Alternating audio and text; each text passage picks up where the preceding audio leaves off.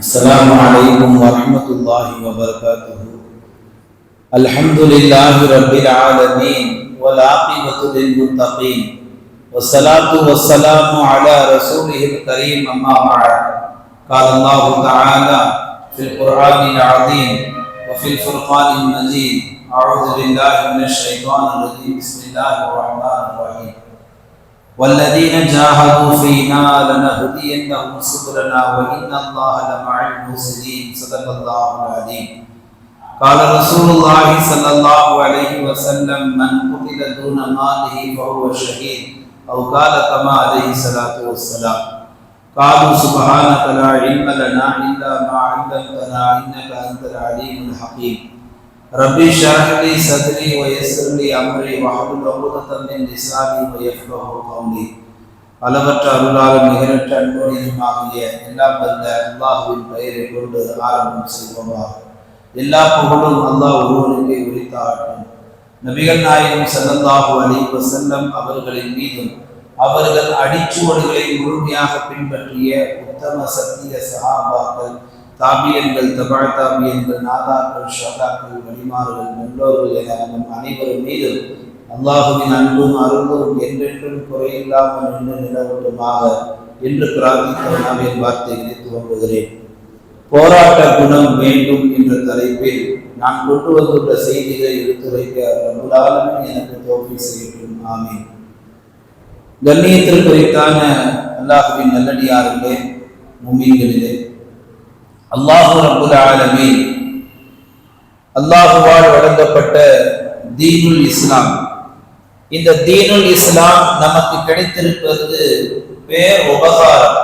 ஒரு கட்டத்திலே இது நியாமத் என்று சொல்லலாம். அதில் ஒரு முஸ்லிம் கடைசி வரை நிலைத்து நிற்பது என்பது அவனுடைய அடையாளம், அலாமத் என்று சொல்லலாம்.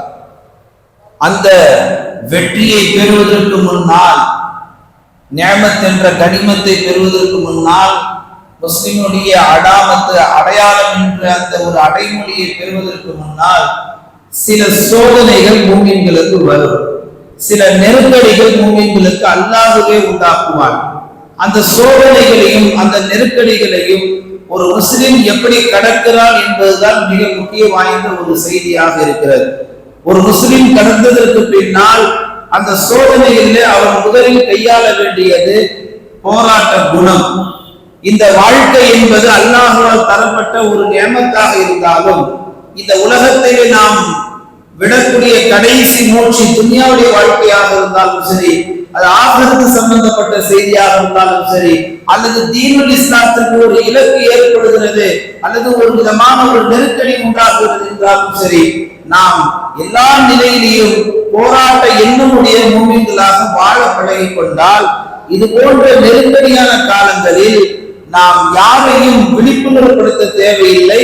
போராட்ட களத்திலே நம் வீரம் என்ன என்பதை, நம் பலம் என்ன என்பதை நாம் எதிரிக்கு புரிய வைத்து விடலாம்.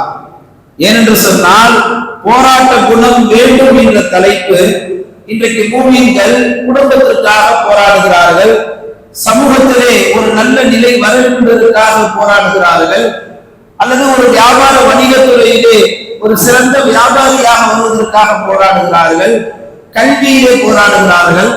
எல்லாவற்றிலும் மூமின்கள் போராடக்கூடிய நிலை வரவேற்கத்தக்கது.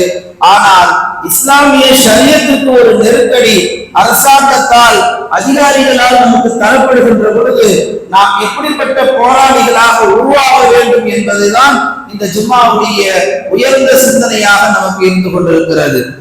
சரி, ஒரு மூமினுக்கு ஈமான் எவ்வளவு முக்கியம் வாய்ந்ததோ அதே போன்றுதான் ஒரு மூமினுக்கு போராட்ட குணம் என்பது மிக முக்கியம் வாய்ந்ததாக இருக்கிறது. எந்த மூமினிடத்துல போய் நீங்கள் உங்களிடத்தில் ஆக சிறந்தது என்ன என்று கேட்டால், அந்த மூமின் சொல்லக்கூடிய ஒரு உயர்தரமான பதில் தெரியுமா? என்னிடத்தில் இருக்கக்கூடிய ஆக சிறந்தது லா இலாஹ இல்லல்லாஹ் முஹம்மதுர் ரசூலுல்லாஹ், இந்த கலிமா தான் சிறந்தது. இதை ஈமான் கொண்ட அந்த ஈமான் தான் சிறந்தது.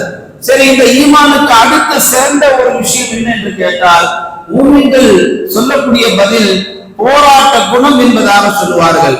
ஆனால் உண்மையிலே இன்றைக்கு பார்த்தால் அப்படி சொல்லுவார்களா என்ற சந்தேகம் கொஞ்சம் இருக்குது.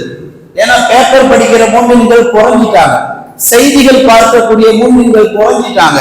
நாட்டு நடக்கக்கூடிய விஷயங்கள் என்ன என்றது கூட தெரியாமல், இன்றைக்கு என்ன அப்டேட், அரசியல் சம்பந்தமான அப்டேட்டுகள் என்ன, இன்றைக்கு நம்முடைய எதிரி நம்ம எப்படியெல்லாம் பந்தாடுகிறார், இன்றைக்கு இஸ்லாமிய ஷரியத்துல எப்படியெல்லாம் சட்டத்திட்டங்களில் கை வைக்கிறார்கள் என்பதை எல்லாம் முதியவர்கள் ஓரளவுக்கு தெரிந்திருந்தாலும் வளர்ந்து வரக்கூடிய வாலிப சமுதாயம், ஒரு சமுதாயத்திலே முதுகெலும்பாக இருக்கக்கூடிய வாலிபர்களுக்கு தெரியுமா என்பது ஒரு சந்தேகமான ஒரு செய்தியாகத்தான் இருக்கிறது. அப்படிப்பட்ட வாலிபர்களை முறுக்கேற்றுவதற்கு, அப்படிப்பட்ட வாலிபர்களை இந்த தீனுல் இஸ்லாத்துல கடைசி வரையில் நிலைத்திருப்பதற்கு, ஷரியத்திலே கை வைக்கக்கூடிய சில துய சக்திகளுக்கு முன்னால் நம் இஸ்லாமிய வாலிபர்களை ஒரு வீரமிக்க வாலிபர்களாக உருவாக்குவதற்காக வேண்டியதால் இந்த ஜும்மாவிலே போராட்ட குணம் வேண்டும், குறிப்பாக வாலிபர்களுக்கு அதிக வேண்டும் என்பதை நம்மால் இப்போது பேச முடிகிறது. மேலான பெருமக்களே, ஒரு முஸ்லிம் நான் ஏன் போராட வேண்டும் என்ற ஒரு கேள்வி அவன் எழுப்பினால் அதற்கு சரியான பதில் இதுவாக இருக்கும். இந்த மண்ணிலே இஸ்லாம் துவங்கப்பட்ட காலத்திலிருந்து நபிமார்கள் போராடினார்கள். நபிமார்கள் எதிரிகளிடம் போராடினார்கள். இந்த இஸ்லாத்தை கட்டி காப்பதற்காக, இஸ்லாமிய மார்க்கத்தை அதனுடைய கடைசி பகுதியை உலகத்தில் உள்ள எல்லா மனிதரிடத்தில் கொண்டு போய் சேர்ப்பதற்காக உலகத்து அல்லாஹ்வால் அனுப்பப்பட்ட எல்லா நபிமார்களும் அந்தந்த காலத்தில் உள்ள இஸ்லாமிய எதிரிகளிடத்தில் போராடினார்கள். அதனால் தான் தீனுல் இஸ்லாம் 1400 1500 ஆண்டு தொடர் இருந்தாலும் இன்று வரைக்கும் இஸ்லாமிய மார்க்கத்திலே எந்த ஒன்றையும் யாராலும் பிடுங்கி எறிய முடியாது. ஒரு அதிகாரத்தில் இருப்பவர்கள் வேண்டுமானால் ஒரு நிலப்பரப்பு, ஒரு சொத்துக்களையோ அல்லது அரசாங்கத்திற்கு உரிமையாக இருக்கக்கூடிய விஷயங்களை வேண்டுமானால் அதிகார மையத்தில உள்ள நுழையலாமல் ஒழிய, நீ தாடி வைக்க கூடாது, நீ தொப்பி போடக்கூடாது, நீ வெள்ளிக்கிழமை ஜும்மாவுக்கு சுருமா போடுகின்ற எந்த ஒரு கட்டாய திணிப்பு எந்த அரசாங்க முஸ்லிம்களை செய்ய காரணம், அந்த சொத்தை தவிர இஸ்லாத்தில் சொல்லப்பட்ட மற்ற அனைத்து சுன்னத்துக்களையும் அனைத்து ஃபர்லுகளையும் எந்த அரசாங்கத்தாலும் உலகத்தில் எவனாலும் அது கை வைத்து இது நீ செய்யக்கூடாது என்று சொல்லவும் முடியாது. சொல்வதற்கு அவனுக்கு சிந்தனை எண்ணங்களும் உதிக்காது. நான் ஆரம்பத்தில் சொன்னதை போன்று அதிகாரம் இருக்கும், ஆனால் எப்படி வேண்டுமானாலும் வளைக்கலாம் அந்த அதிகாரத்தை. அந்த அதிகாரத்தை கொண்டு எது வேண்டுமானாலும் சொல்லலாம் ஒழிய இபாதத்து விஷயத்தில், வணக்க வழிபாடு விஷயத்தில், ஃபர்லு சுன்னத்து நஃபில் போன்ற விஷயங்களில் ஒரு அரசாங்கத்தால் தலையிட முடியாது. அரசாங்கம் தலையிடுவதாக இருந்தால் ஒன்று முக்கியமான மேலோட்டமான விஷயங்கள், நீ இந்த நாட்டில் இருக்கக்கூடாது, நீ முஸ்லீம் கிடையாது, நீ உன் மனைவியை ஒரேடியா டிவோர்ஸ் பண்ண முடியாது, பொது சட்டம் உனக்கு உண்டானதுதான், இப்படி ஒவ்வொன்றா சொல்லிட்டு வருகின்ற பொழுது வக்ஃபு வாரிய சம்பந்தப்பட்ட விஷயத்திலும் முஸ்லிம்களுக்கு பாதிப்பை உண்டாக்குகிறது. நம்ம ஆழமா விளங்கிக்கணும். இதுல வேண்டுமானால் அரசாங்கத்தை அதிகாரத்தை சேர்ந்தவர்கள் நம்மளை ஆட்டி படைக்கிறாங்க ஒழிய மற்ற எதிலுமே கை வைக்க முடியாது. அப்ப இதெல்லாம் விட்டுறலாமான்னு கேட்டா அப்படி விடவும் முடியாது. இஸ்லாத்தால் நமக்கு தரப்பட்ட ஷரியத் ஆக உன்னதமானது. இஸ்லாம் சொல்லக்கூடிய அந்த அழகிய வாழ்க்கை நெறிமுறையை உலகத்தில் எந்த சமயம் நமக்கு கற்றுத்தந்தது கிடையாது. இஸ்லாத்தை போன்ற ஒரு மார்க்கம் இந்த உலகில் உங்களால் எங்கு போனாலும் தேட முடியாது. அதனால் நபிமார்கள் எதிரிகளோடு போராடினார்கள். போராடியதன் காரணத்தினால்தான் அவர்கள் இஸ்லாத்தை முழுமையாக வென்றெடுக்க முடிந்தது. சரி, நபிமார்கள் போராடினார்களா என்று நிப்பாட்டினால் கிடையாது. அதை தொடர்ந்து சஹாபாக்களும் போராடினார்கள். சஹாபா பெருமக்கள் எப்படி போராடினார்கள்? இஸ்லாத்தினுடைய ஒரு வேறு கூட எதிரியின் தரத்தில் போய்விடக்கூடாது, எதிரினுடைய கருத்துக்கு போய்விடக்கூடாது, எதிரினுடைய கட்டுப்பாட்டுக்கு போய்விடக்கூடாது. இஸ்லாத்தில் கடைசி வேறு அது இருக்குமே, ஆனால் அது ஒரு முஸ்லீம் ஆகிய சராசரி மனிதனாக இருந்தாலும் அது அவன் கட்டுப்பாட்டில் இருக்கிறது ஒழிய ஒரு எதிரியின் கட்டுப்பாட்டில் ஆக சிறந்த ஒரு கடைசி வேறு ஒரு குழு அளவுக்கு உண்டான இஸ்லாத்தில் சம்பந்தப்பட்ட ஒரு விஷயமா இருந்தாலும் முஸ்லீம் மாத்திரமே அது கையாள வேண்டும் ஒழிய இஸ்லாத்திற்கு எதிராக இருப்பவர்கள், அது அதிகாரத்தில் இருப்பவர்கள் அதில் கை வைக்கக்கூடிய சூழ்நிலை வந்தால் அன்றைக்கு சஹாபாக்கள் விட்டுக் கொடுக்கவில்லை, போராடினார்கள். அந்த நிலைதான் இன்றைக்கு நமக்கும் நிகழ்காலத்தில் ஏற்பட்டிருக்கிறது. கண்ணியமிக்க முஃமின்களே, அல்லாஹ் குர்ஆன்ல சொல்வான், வல்லதீன ஜாஹது ஃபீனா லனஹ்தியன்னஹும் சுபுலனா. நம்முடைய வழியில யார் முயற்சி செய்வாங்களோ, நம்முடைய வழியில யார் தொடர்ந்து போராடுவாங்களோ அவங்களுக்கு கண்டிப்பாக நன்மை உண்டு. ஏன்? இன்னல்லாஹ லமஅல் முஹ்சினீன். நிச்சயமாக அல்லாஹ் நன்மை செய்பவர்களோடு தான் என்றைக்கும் சேர்ந்து இருப்பான்.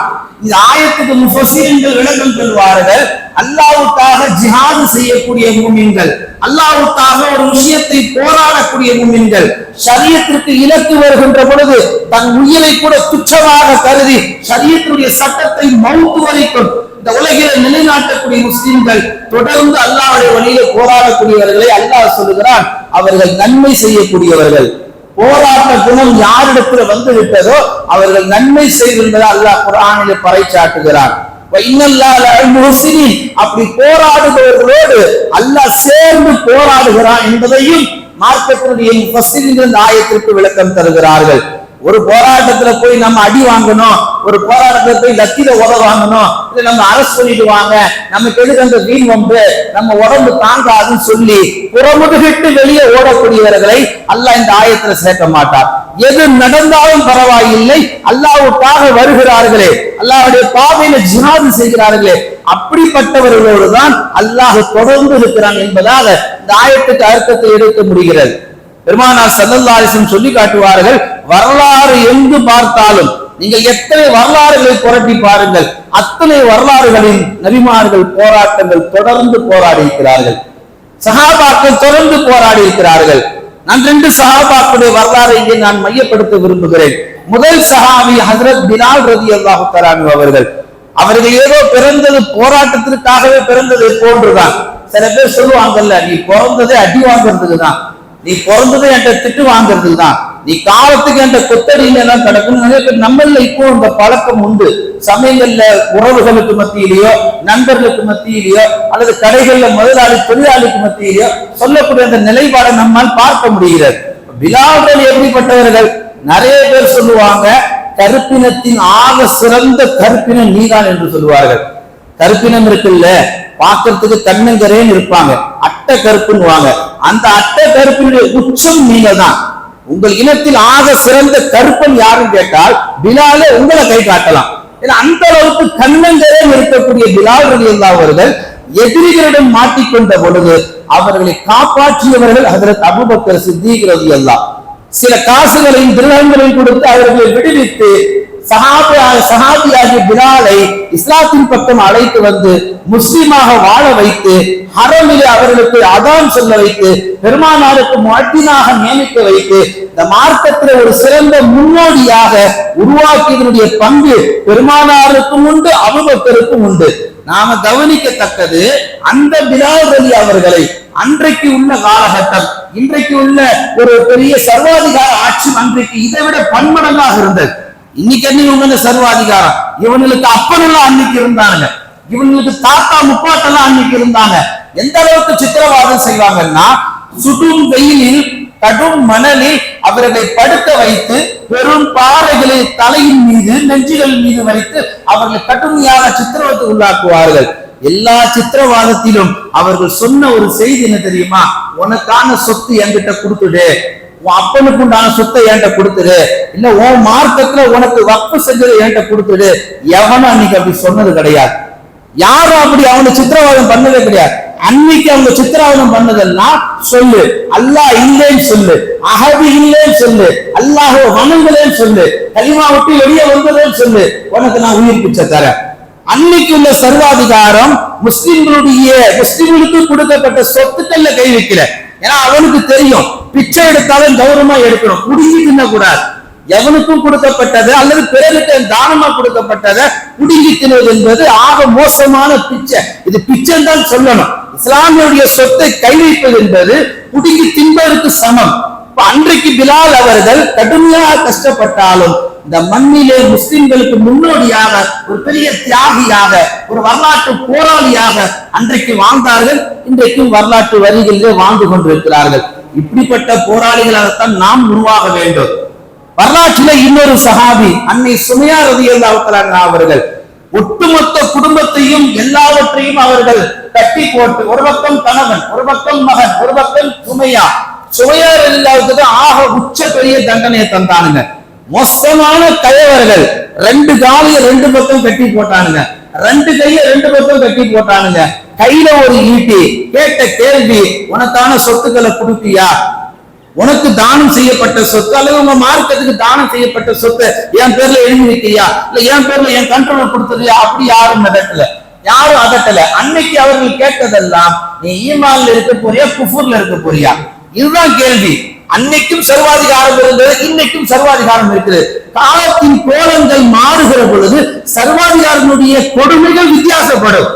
1400 ஆண்டுக்கு முன்பதாக எந்த நவீனங்களும் கிடையாது, எந்த பரிணாம வளர்ச்சியும் கிடையாது. அதனால அன்றைக்குள்ள சர்வாதிகாரம் அல்லாவா இல்ல நாங்க வணங்குற கடவுளா, இதான் இந்த விஷயம் தான்.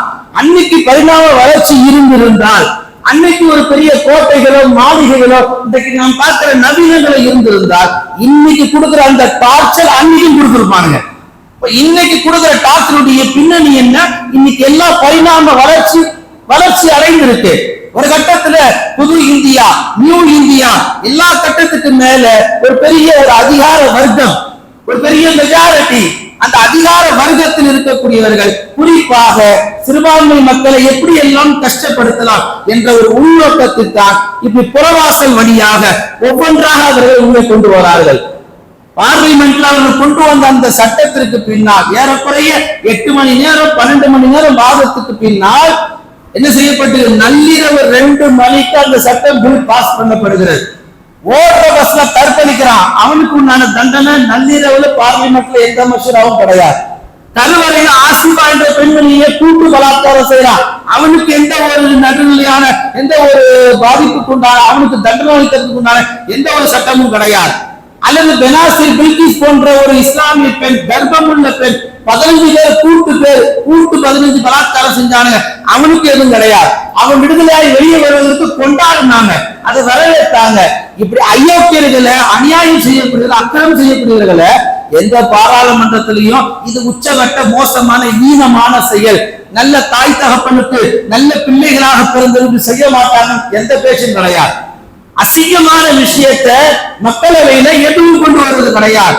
சிறுபான்மையுடைய விஷயத்துல அவருடைய சொத்துக்களை முடக்குவதிலும், அவர்களுடைய முத்தலாக்கு சட்டத்தில கொண்டு போய் அவர்களை அடக்குவதிலும், சிஏ என்ஆர்சி எம்பிஆர் போன்ற சட்டங்களை சொல்லி அவரை ஒட்டுமொத்தமா வாஷோடு பண்ணுவதிலும், அல்லது ஒட்டுமொத்தமாக தடை சேர்ப்பு கையில் எடுத்துகிறது வக்ஃப் வாரிய அந்த சட்ட மசோதாவை திருத்தம் செஞ்சு 1995க்கு பின்னால உள்ள அத்தனை திருத்தங்களையும் மாற்றம் செஞ்சு ஏறக்குறைய 115 திருத்தங்களை உண்டாக்கி அதுல 44 திருத்தங்கள் இஸ்லாமிய உம்மத்திற்கு அபாயம் தரக்கூடிய திருத்தங்களாக இருக்குது.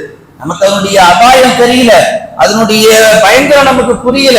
இன்றைய இஸ்லாமியர்கள் இன்றைய பொழுது ஓடுனா போதும், இன்றைக்கு சம்பாதிச்சா போதும், இன்றைக்கு நல்லா இருந்தா போதும் கிடையாது.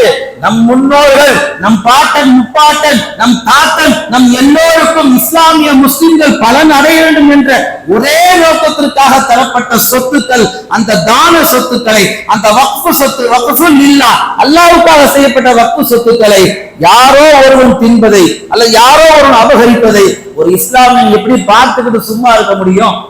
அப்படி சும்மா இருக்கக்கூடாது என்பதற்காக வேண்டிதான் போராட்ட குணம் நம்மில் பிறக்கணும் என்பதற்காக நாம் பேசப்படுகிறோம். அன்னை சுமையா 2 கால்கள் விரிக்கப்பட்டார்கள், சொல் அல்லாஹ் என்று சொல்கிறாய் இல்லையா? அவர்கள் கடைசி வரைக்கும் அல்லாஹ் என்றுதான் சொன்னார்கள். அவருடைய மர்மஸ்தானத்தில் ஈட்டியால குத்தினார்கள், கடும் சேதமாக்கினார்கள். ஒரு கட்டத்தில் அவர்கள் மௌத்தானார்கள். இந்த மார்க்கத்திலே ஆண் சஹாபாக்கள் பிலாலும் பெண் சஹாபி அன்னை சுமையாவும் இந்த மார்க்கத்தை விட்டு கொடுக்காமல் எங்கும் உயிர்வாலும் பரவாயில்லை, சரியத்தை விடக்கூடாது என்று நின்றார்களே, அந்த பிடிவாத குணம், அந்த பிடிவாத போராட்ட தன்மை நிகழ்காலத்தில் வாழக்கூடிய முஸ்லிம் ராஜ்யம் நம் உள்ளத்துல அந்த ரத்தத்துல கொஞ்சமாவது ஓடணும் அல்லவா? போராட்டம் அறிவிச்சதுக்கு பின்னாடி, டேட்டை பிக்ஸ் பண்ணதுக்கு பின்னாடி, அன்னைக்கு ஒரு நாளைக்கு முன்னாடியே ஊருக்கு போயிடுறது அல்ல ஒரு இஸ்லாமியனுடைய புத்திசாலித்தனம், வீரமிக்கத்தனம். அந்த நாளை எதிர்பார்க்க வேண்டும். ஏப்ரல் 13 என்னைக்கு வரும்? அந்த நாளில் போராட்டத்தில், அந்த கடும் கண்டன போராட்ட ஆர்ப்பாட்டத்தில் என்னுடைய பங்களிப்பு என்ன, என்னுடைய எதிர்ப்பு என்ன, நான் எப்படி இதை வன்மையாக கண்டிக்க போகிறேன், என் சரியத்திலே கை வைக்கக்கூடியவனை என்னுடைய எதிர்ப்பை நான் எப்படி அவன் காதுக்கு தெரியப்படுத்த போகிறேன் என்ற உயர்ந்த சிந்தனைகள் வாழும் நிகழ்காலத்தில் நமக்கு வர வேண்டும். ஏனென்று சொன்னால் இந்த சட்டம் பாஸ் செய்யப்பட்டதற்கு பின்னால் இந்தியாவில் உள்ள 29 மாநிலங்கள்ல எந்த மாநிலங்கள்ல சட்டசபையில வெடிச்சதோ இல்லையோ, தமிழகத்துல படும் மோசமான கொந்தளிப்புகள் ஏற்பட்டது ஒரு கட்சியை தவிர. எல்லா கட்சிகளும் ஆதரித்து இது சட்டம் எதிர்ப்பானது, இது எதிர்மறையானது, இந்திய சுதந்திரத்துக்கு மாற்றமானது, இறையாண்மைக்கு மாற்றமானது, ஒருமைப்பாட்டுக்கு மாற்றமானது, மொத்தத்தில் சிறுபான்மை முஸ்லிம்களுக்கு ஆக எதிரானது என்று அமைச்சர்கள் உட்பட, முதலமைச்சர் உட்பட, எல்லா கட்சி எண்களில் உட்பட இந்த சட்டத்தை எதிர்த்து தீர்மானம் நிறைவேற்றியிருக்கிறார்கள். அதையெல்லாம் மதிக்காமல் நள்ளிரவு 2 மணி ஆனாலும் பரவாயில்லை என்று சொல்லி மக்களவையில் இந்த சட்டத்தை பாஸ் செய்திருக்கிறார்கள் சொன்னால், நீங்கள் கவனிக்க வேண்டிய செய்தி 288 ஓட்டுகள் விழுந்ததனால்தான் அவர்கள் மெஜாரிட்டியில் இதை செய்திருக்கிறார்கள். நாம் அல்லாஹ்விடத்தில் துஆ செய்ய வேண்டும். உன்னுடைய ஷரியத்தில் யாரெல்லாம் கை வைப்பார்களோ, உன்னுடைய தீனுல் இஸ்லாத்தில் யாரெல்லாம் முறைகேடு செய்வார்களோ, யார் யாரெல்லாம் அதற்கு எதிராக ஆதரவு தெரிவிப்பார்களோ, ரப்பே அந்த கரங்களை நாசமாக்கி என்று நாம் துஆ செய்தால் போதும், அல்லாஹ் அதற்கான தீர்வையும் பாடத்தையும் அவர்களுக்கு புகட்டி விடுவான். இங்க பிரச்சனை என்னன்னா, என்ன நடக்குதுன்னே நமக்கு தெரியல. இன்னைக்கு வேகமா போற ஒரு வாலிபனை நிப்பாட்டி இன்னைக்கு என்னப்பா அப்டேட்னு கேளுங்க, அரசியல்ல அப்படின்னுவான். உண்மை அதுதான். இன்னைக்கு உள்ள அரசியல் அப்டேட் கேளுங்க தெரியாது. நாளைக்கு இஸ்ராயல் கூப்பிட்டா போற வயது முதிர்ந்த 75 வயசு அந்த முதியவருக்கு அரசியல் சம்பந்தப்பட்ட எல்லா அப்டேட்டும் இருக்கு. இன்னும் 75 வருஷம் வாழ வேண்டிய இவனுக்கு எந்த அப்டேட்டும் கிடையாது. ஆனா கையில பார்த்தா 50,000 செல்போன், விலை மதிக்க மிக்க செல்போன், ஆப்பிள் போனு, சாத்துக்குடி போனு, என்னென்ன போன்லாம் வந்து போச்சுப்பா. விலை உயர்ந்த மொபைல்களை வச்சிருக்கிறோம். ஆனா நாட்டுல என்ன நடக்குது, நம்மளை சுத்தி என்ன நடக்குது, இஸ்லாமியர்களுக்கு என்ன நடக்குது என்பதை கொஞ்சமும் கூட அது சம்பந்தமாக தெரிஞ்சுக்காம ஒரு விழிப்புணர்வு இல்லாம வாழ்ந்து கொண்டிருக்கிறோமே, இந்த நிலை வருங்காலத்தில் அபாய நிலைக்கு மாறும் என்பதை மார்க்க உலமாக்கள் தெளிவுபடுத்துகிறார்கள். கண்ணியமிக்க அல்லாஹ் நல்லடியார்களே, ஒரு முஸ்லிம் போர் கொடி எப்பொழுது உயர்த்தப்பட வேண்டும் என்று ஒரு கேள்வியை எழுப்பினார். அனஸ் ரலியல்லாஹு அவர்கள் அறிவித்து தருகிறார்கள். பெருமானார் சொன்னார்கள், உன் சகோதரன் அக்கிரமம் செஞ்சாலோ அல்லது உன் சகோதரன் அக்கிரமத்துக்கு உள்ளாக்கப்பட்டாலும் அவனுக்கு நீ உதவி செய்யக்கூடிய தரமாக இரு. சஹாபாக்கள் சொன்னார்கள், யார் ரசூலுல்லாஹ், அக்கிரமத்துக்கு உள்ளாக்கப்பட்டவனுக்கு நாம் எப்படி உதவிகரமாக இருப்பது? ரசூலுல்லாஹ் சொன்னார்கள், அவன் தவறு செய்கிறான் என்று தெரிந்தால் உன் கரங்களால் போய் அதை தடுத்து நிப்பாட்டு என்று சொன்னார்கள். தடுத்து நிப்பாட்டு. உன் கண்ணுக்கு முன்னால் ஒருவன் மது குடிக்கிறான், உன் கண்ணுக்கு முன்னால் ஒருவன் கஞ்சா அடிக்கிறான், உன் கண்ணுக்கு முன்னால் ஒருவன் விபச்சாரம் செய்ய வாசல்குள் நுழைகிறான், உன் கண்ணுக்கு முன்னால் ஒருவன் தீமை செய்கிறான், அக்கிரம் அநியாயம் சர்வாதிகார ஆட்சியை கொண்டு மக்களை நசுக்கிறான், ஒடுக்கிறான் என்று சொன்னார். நீ அமைதியாக இருப்பதல்ல, உன்னுடைய குரல் பார்லிமெண்ட்டுக்கு கேட்காட்டாலும் பரவாயில்ல, அட்லீஸ்ட் தமிழ்நாட்டில் உள்ள தலைநகரத்துக்காக கேட்கிற மாதிரி உன்னுடைய எதிர்ப்பை பகிரங்கமாக நீ பதிவு செய்வது உன்னுடைய ஈமானுக்கு உயர்ந்தது என்றார்கள் பெருமானார். பெருமானார் சொன்ன அந்த வார்த்தை நாம் கவனிக்க வேண்டும். நம்முடைய எதிர்ப்பு, நம்மளுடைய அந்த கோபத்தை, அதை பதிவு செய்யக்கூடிய அந்த கண்டனத்தை நாம் கண்டிப்பாக அந்த போராட்ட மையத்தில் நாம் கலந்து கொள்வது நம் முஸ்லிமாகிய ஒவ்வொரு மீது கட்டாய கடமை. பெருமானார் சஹாபாக்களுக்கு சொன்னது அப்படிதான். அது எப்படி யார் சொன்னாங்க, எப்படி அவர்களுக்கு போய் உதவி செய்ய? ரசூலுல்லாஹ் சொன்னது அதுதான், உன் கரங்களால் அதை தடுத்து நிப்பாட்டு. இப்ப நாம போய் ஒன்றும் பண்ண முடியாது. மக்களவையில நம்மளால் முடிந்த, நமக்குண்டான தகுதி, நமக்குண்டான ஆற்றல், நம்முடைய பேக்ரவுண்டு, எல்லாருடைய சப்போர்ட்டோடு நாம் செய்வது என்ன? அணியாக கும்பலாக திரண்டு போய், நாங்கள் எல்லாம் சாதாரணமானவர்கள் அல்ல, பத்ர்ல 313 பேர் தான், 1000 பேரை ஓட விட்டோம். அப்பேற்பட்ட ரப்பினுடைய துணை எங்களுக்கு இருக்கு, இப்பவும் எங்களுக்கு ரப்புடைய துணை இருக்கு, எங்கள் சரியத்தை நீ கை வைக்காது என்று நாம் பதில் அந்த எதிர்ப்பை தெரிவிப்பதுதான் நம்முடைய ஈமானுக்கு ஆக சிறந்த அழகு. நாம கண்டு காணாம விட்டுட்டோன்னு சொன்னா நாளைக்கு வணக்க வழிபாட்டுல கை வைப்பார்கள். எல்லாம் பாதுகாக்க வேண்டும். நீ தொப்பி போடக்கூடாதுமா, உன்னால என்ன செய்ய முடியும்? நீ தாடி வைக்க கூடாதுமா, உன்னால என்ன செய்ய முடியும்? நீ வெண்மை ஆடை உடுத்த கூடாதுமா, உன்னால என்ன செய்ய முடியும்? இப்படித்தான் நீ சாப்பிடணும், இப்படித்தான் உறங்கணும், இப்படித்தான் ட்ரெஸ் பண்ணணும். ஆல்ரெடி எல்லாம் வந்துருச்சு. இந்த கறியை சாப்பிடாத, இந்த இடத்துக்கு வராத. நேற்று கூட ஒரு இடத்துல அவர் எங்கே ஒரு இடத்துக்கு போவதற்காக வேண்டி பள்ளிவாசல் மினாராக்களை அந்த தாய்ப்பாய் போட்டு மறைப்பது என்பது எந்த ஒரு நாட்டினுடைய ஜனநாயகம்? இதெல்லாம் நம்ம கவனிக்கத்தக்க செய்திகள். அல்லாஹ் நல்லடியார்களே, பெருமானார் சொன்னார்கள், ஒரு பயணத்தில் பெருமானார் புறப்படுகின்ற பொழுது ஒரு சஹாபி வந்து கேட்டார்கள், யா ரசூலல்லாஹ், ஐயுல் ஜிஹாத் அஃலல், ஜிஹாதுல எது சிறந்த ஜிஹாதுன்னாங்க. ரசூலுல்லாஹ் சொல்லி தந்தார்கள், கலிமத்து ஹக்கு இந்த சுல்தானி ஜாயிரின், ஒரு அரசன், ஒரு நீதிபதி, ஒரு தலைவன் அநியாயம் செய்யறான் தெளிவா தெரியுது, அக்கிரமம் பண்றான் தெளிவா தெரியுது, அடக்குறான் தெளிவா தெரியுது, சர்வாதிகாரத்தை கொண்டு சிறுபான்மை மக்களை முடக்கிறான் தெளிவா தெரியுது, அவனை எதிர்த்து ஒரு குரலை கொடுப்பதுதான் ஜிஹாதுகளில் ஆக சிறந்த ஜிஹாதுன்னா. சண்டை போடுவதோ, அவன் கழுத்தை பிடிப்பதோ, சட்டையை பிடிப்பதோ ரசூலுல்லாஹ் சொல்லல. உன் குரலை பதிவு செய், நீ யார் என்பதை காமி. நீ குரலை பதிவு செய்கின்ற பொழுது அல்லாஹ் குர்ஆன்ல ஒரு இடத்துல பேசுவான், அல்ல அம்மா ரமைத்து இது ரமைத்த, நீங்க கல் எறியல, நீங்க கல்லுதான் எறிஞ்சீங்க, உங்களோட சேர்ந்து நான் எரிஞ்சேன்ற அல்லாஹ். நீங்க மண்ணை எடுத்து தூவுனீங்க, நீங்க தூவல, எடுத்ததுதான் நீங்க, தூவலாம் நீங்க, ஆனா நான் உங்களோடு மண்ணை தூவினேன்ற அல்லாஹ் குர்ஆன்ல. 1000 பேர் நிக்கக்கூடிய கூட்டத்துல ரசூலுல்லாஹ் ஒரு பிடி மண்ணை எடுத்து தூவுறாங்க, 1000 பேர் கண்ணிலே அந்த மண்ணு விழுதுன்னா அல்லாஹ் எவ்வளவு நுட்பமா உதவி செஞ்சிருப்பான். ஒரு 10,000 பேர் ஒன்று திரண்டு அந்த போராட்ட மைதானத்துல 10,000 பேரும் ஒரே நேரத்தை எதிர்ப்பு தெரிவிக்கும் போது அவன் காதுக்கு கோடான கோடி மக்களுடைய சத்தங்கள் அல்லாஹ் தஆலா உள்ளத்துல ஒலிக்க வைப்பான், உள்ளத்துல பயத்தையும் அச்சத்தையும் கொடுப்பான். நாம கவனிக்க வேண்டிய செய்தி, இந்த உலகத்துல போன நிமிஷம் வரைக்கும் இல்ல அடுத்த நிமிஷம் வரைக்கும் ஒண்ணும் கிடையாது இந்த உலகத்துல. ஏன் தெரியுமா? அடுத்து என்னன்றது யாருக்குமே தெரியாது, யாருக்குமே தெரியாது. ஆனா இங்க ஒரு பெரிய பொய் என்னன்னு கேட்டீங்கன்னா, இந்தியாவிலேயே அதிக சொத்துக்கள் என்று சொன்னால் அது வக்ஃப் வாரியத்திற்கு தான் என்று ஒரு விஷயத்தை உருவாக்கப்படுகிறது. அதுலயே எப்படி ரயில்வே துறைக்கு முன்னால், ரயில்வேக்கு அடுத்து அதிக சொத்துக்கள் பெற்றிருப்பது வக்ஃப் தான். நீங்க நல்லா கவனிச்சு பார்த்தீங்கன்னா வக்ஃபுக்கு இருக்குது, அல்லாஹ் தாண்டி கொடுத்தவங்க தாராளமா கொடுத்துக்கிறாங்க. ஆனா ரயில்வேல இருக்குதான்னு கேட்டா கிடையாது. ரயில்வே துறைக்கு சம்பந்தப்பட்ட சொத்துக்கள் நீங்க ஆராய்ச்சி பண்ணி பாருங்க, ஊர்ல போய் பெருசாலாம் ஒண்ணும் கிடையாது. ஆனா இங்க என்ன சொல்லப்படுது, அதற்கு அடுத்த நிலை வக்ஃப்ல அதிக சொத்துக்கள் இருக்குது.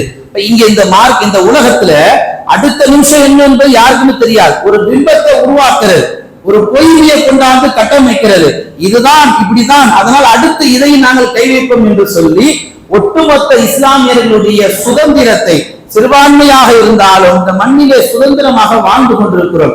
அல்லாஹ்வால் தரப்பட்ட அந்த சொத்துக்கள் இந்த மண்ணில முஸ்லிம்களுக்கு காலங்காலமாக பயன் தரப்பட்டு கொண்டிருக்கு. அதுல நம்ம கை வைக்கிறாங்கன்னு சொன்னா எப்படிங்க பாட்டு சும்மா இருக்கிறது? கோவம் வர வேண்டாமா? கொஞ்சமாவது ரத்தம் கொதிக்க வேண்டாமா? அந்த நாட்களுக்காக நாம் ஒவ்வொரு முடியும் இயங்க வேண்டாமா?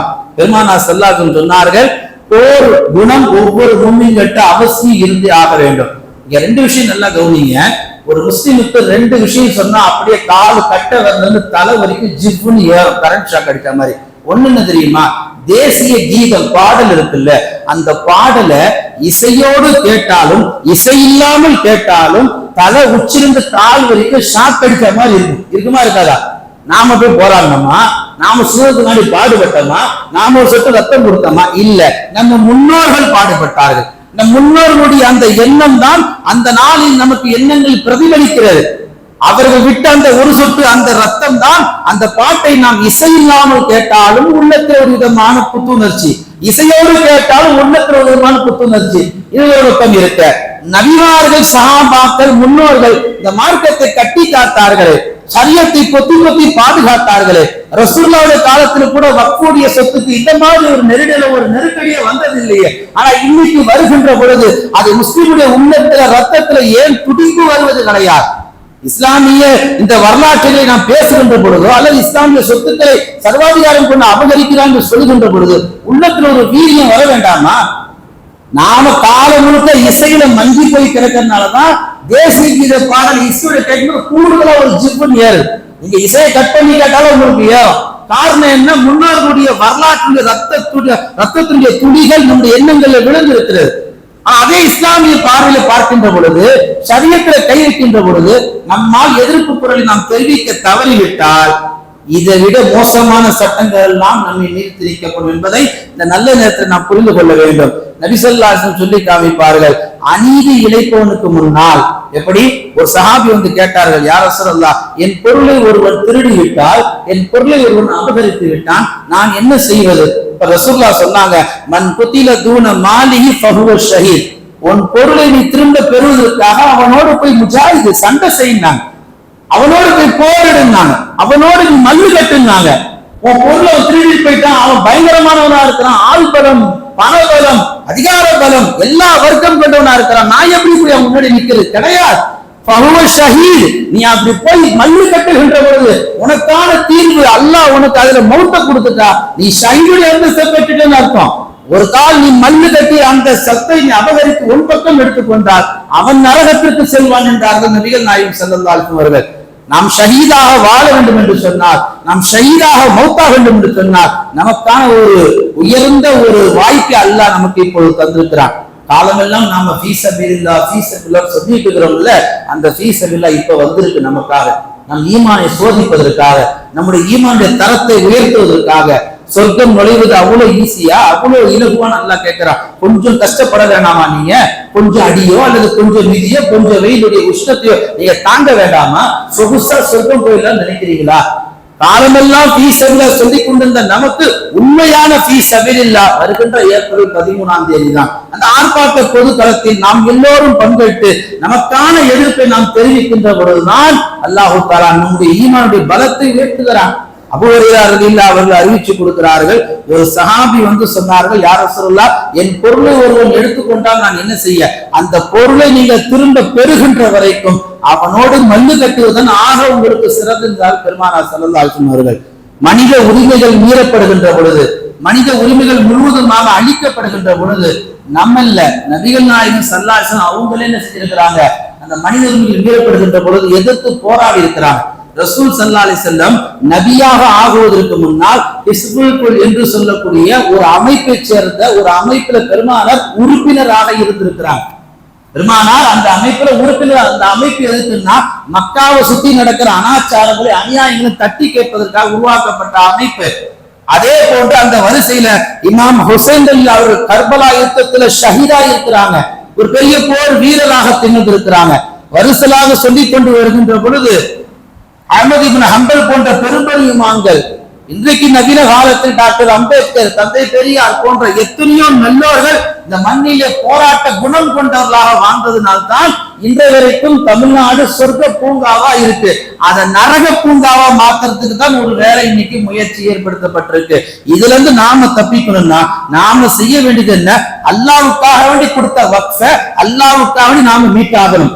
எந்த சட்டத்தை 2 மணி நள்ளிரவு பாஸ் செய்தார்களோ அதே சட்டத்தை திரும்ப பெற வைக்கிறதுக்கு என்னெல்லாம் முயற்சிகள் மாநில ஜமாத்தும் நமக்கு வழிகாட்டுதல் படி தந்திருக்கோ அந்த வழிகாட்டுதல் பிரகாரம் நாம நடப்பதால் நம்முடைய அகீதா சுன்னத்துடைய ஃபர்லாக இருக்கிறது. கண்ணியமிக்க அல்லாஹ் நல்லடியார்களே, முஸ்லிம்களிடத்தில் இந்த ஒற்றுமை வர வேண்டும், இந்த போர் குணம் வர வேண்டும். இன்னைக்கு இந்த சமூகத்துல ஒற்றுமை குணம் இல்லாத காரணத்தினால் தான் நாம் எல்லாம் பிளவுபட்டு கிடக்கிறோம். பெருமானார் ஸல்லல்லாஹு அலைஹி வஸல்லம் சொல்வார்கள், அல்லாஹுவால் தரப்பட்ட எந்த நியமத்து சொத்துக்களாக இருந்தாலும் அதை பாதுகாப்பது நம்முடைய கடமை. இதுல ஒரு தவறு நடக்குது, அல்லாஹ் தானுடைய தந்த அந்த வக்ஃபில் அந்த சொத்தை முறையா பராமரிக்க தெரிஞ்சுக்கணும். பராமரிக்கிறவங்க தான் பொறுப்புல வரணும். ஒரு பள்ளிக்கு அல்லது மதரசாக்கு அல்லது ஏழைகள் கொடுக்கப்பட்ட சொத்துக்களை என்ன செய்யணும்? காலத்துக்கும் போட்டு கிடக்கணுமா? இல்ல, அதை கொண்டு என்ன மாற்றங்களை உருவாக்கணும்? ஏழை முஸ்லிம்களுக்கு என்ன செய்யணும்? ஒரு பள்ளிக்கூடம் கட்டுவது, ஒரு பெரிய ஊருக்கு ஒரு பெரிய ஆஸ்பத்திரியை கட்டுவது, ஒரு பெரிய இஸ்லாமிய காலேஜை உண்டாக்குவது, இஸ்லாமிய ஏழை பெண்மணிகளுக்கு நல்ல விஷயங்களை உண்டாக்குவது. எத்தனையோ முசாஃபர்கள் ஜும்மா வந்துட்டா எங்களுக்கு உடல்ல அந்த பிரச்சனை, எனக்கு கணவன் இல்ல, வாழ்வாதார பிரச்சனை, எங்களுடைய வாழ்க்கை அடுத்த கட்டத்துக்கு கொண்டு போக முடியலன்னு சொல்லி நம்முடைய உயர்ந்த நன்கொடை எதிர்பார்த்து வர்றாங்களே, கொடுக்கக்கூடிய இந்த 1000-500 வச்சு வாழ்க்கையை நடத்திட முடியுமா? ஒரு ஜும்மால மிஞ்சி போனா 2000 கிடைக்கும். அந்த 2000 வச்சு ஒரு சாதாரண ஏழை குடும்பம் எப்படி வாழ்வாதாரத்தை உயர்த்த முடியும்? அப்படி கஷ்டப்படக்கூடாதுன்னு சொல்லிதான் நம் முன்னோர்கள் தந்தார்கள்.